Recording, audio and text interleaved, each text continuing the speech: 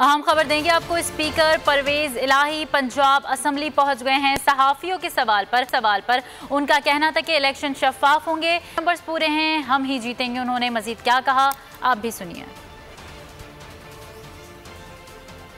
Election होने जा रहा है, जिस पार्टी का मेरिट है उसको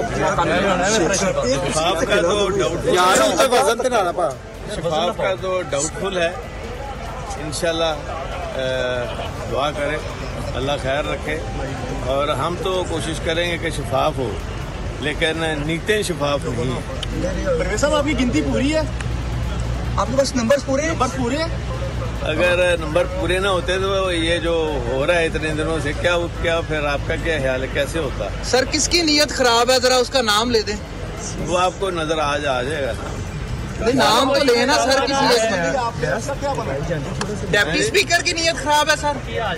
बताइएगा कि कोई आपको हंगामा आ रही है या अमनो अमान के हवाले से, क्योंकि आपको है तो क्या कहेंगे आज के दिन के?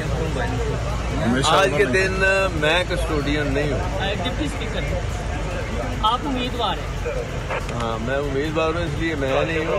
तो आज के दिन पता चलेगा कि कौन कस्टोडियन है, उसका कंडक्ट क्या है। साहब, आपको लगता है डिप्टी स्पीकर शफाफ इलेक्शन 22 है, गैर जानबदार है डिप्टी स्पीकर?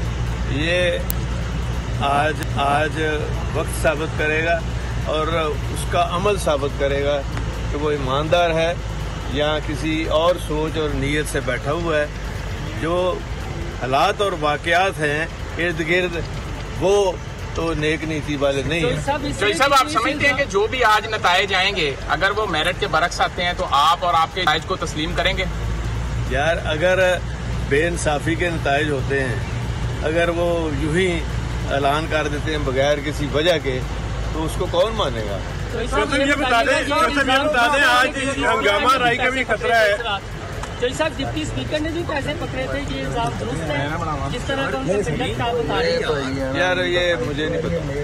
जैसे भाई बताइएगा, हंगामा राई का भी खतरा है, तो क्या कहेंगे? यार ये उससे पूछो ना, जो आज कस्टोडियन है स्पीकर, ये उसकी जिम्मेदारी है। हंगामा राई की भी उसी की जिम्मेदारी है, और शरारत की भी उसी की भी जिम्मेदारी है, बेईमानी की भी उसी की भी जिम्मेदारी है, इंसाफ देने की भी जिम्मेदारी उसी की है।